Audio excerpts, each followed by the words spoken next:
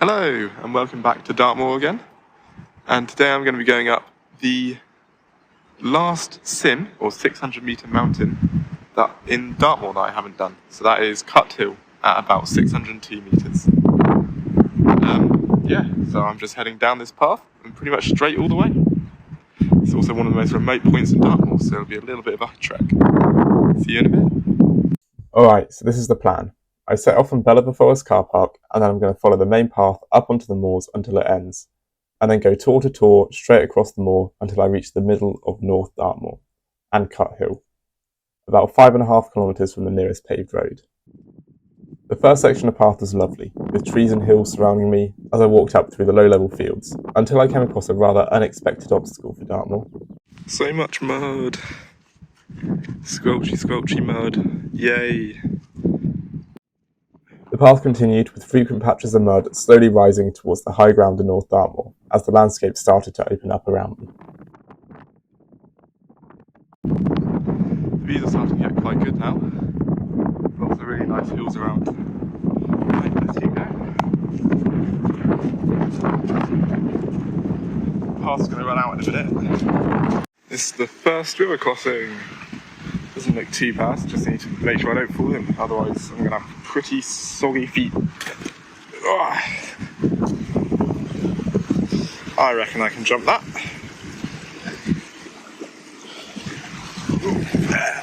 Yeah, cool.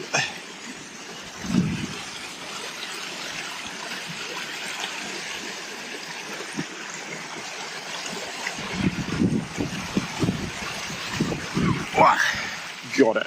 Nice. Up this hill now. After the stream, the path became steeper, and the gauzy vegetation began to peter out as I neared the open moorland at the top of the hill.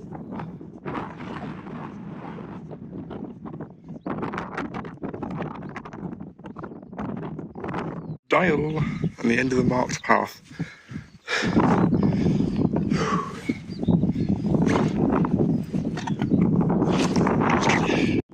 Right, so now I'm heading for the top of that hill. From there will be the top of the next one. There's another one, and then it's the top of Cut Hill. So a lot of walking across terrain. Right, this is brought down. Sorry for the wind. I'm probably going to have to voice over this later. This is brought down. Really nice weather. Really clear skies. Such great views here. Anyway, next thing I'm heading for is the top of that unnamed hill just there. That could be Cut Hill just behind it, but I am not sure. See you in a minute. Now that I was on open moorland, without any paths, the mud and bog returned in full force. This whole thing's a bog.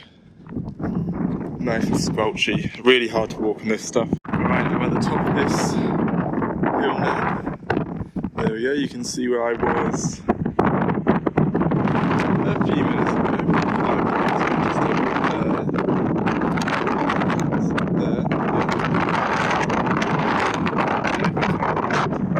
I can finally see Cut Hill. This one, just here. That is Cut Hill. But first I'm going to head towards Flat Tor, which is the one just in front. Right, let's go. Alright, this is my second river crossing now. A lot smaller. Let's have a look. So that's looking good.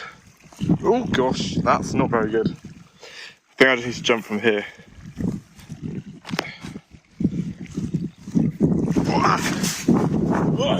Made it. Cool. That river's done. Up this hill, you can't see the top anymore. Yay. Looks nice and small now. Well, this is proper bog. This is going to be great fun. Oh, look at that. It just sinks. Yay. After navigating that bog, I saw an interesting landmark ahead of me on my route. There's a crossing through the peat here somewhere. I'm not sure when it was built. The guy died in 1909, so that's quite a long time ago. It's somewhere here, but Honestly, I cannot see it. Turns out they were created as ways for hunts to continue across the Dartmoor bogs on horseback, although they have not been maintained, which would explain my difficulty actually finding where the pass was. Right, it's quite aptly named, the rocks are particularly tall. And I'm just about to enter the firing range, or the Marilyn firing range.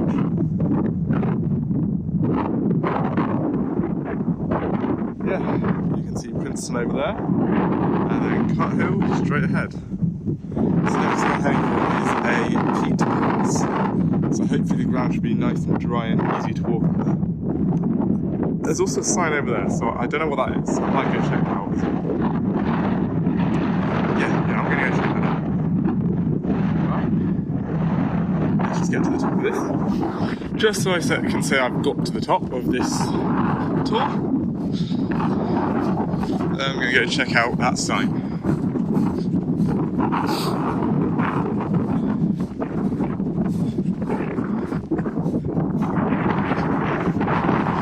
Alright, there we go, the top. Time to go look at that sign. There we go, it's telling me that I might die. That's nice and fun. Anyway, let's get going.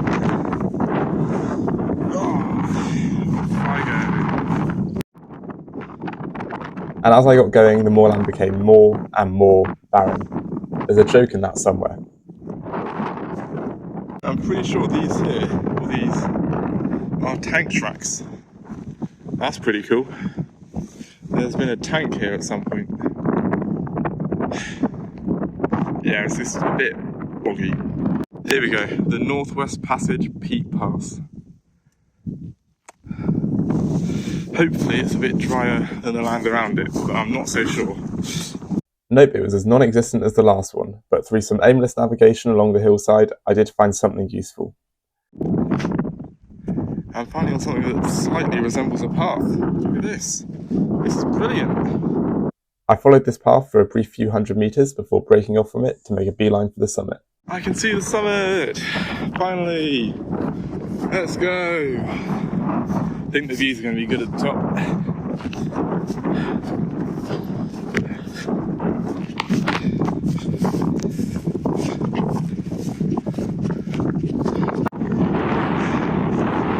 And finally, the summit.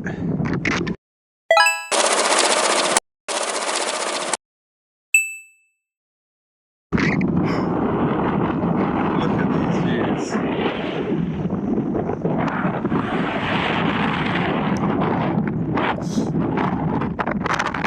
Absolutely incredible. Having finally reached the summit and one of the most remote points in the whole of England, I rewarded myself with the top tier lunch spot. You can see the view here, although not in quite as good quality as in person. I've labelled each of the tours that you can see so you can see really how vast this view was.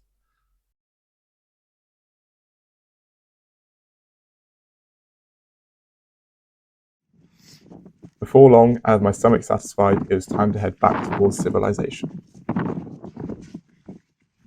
Yeah, I'm going back a slightly different way to the way I came, but so far it's been all path, so it's been a lot nicer. There's the Cut Hill River just there.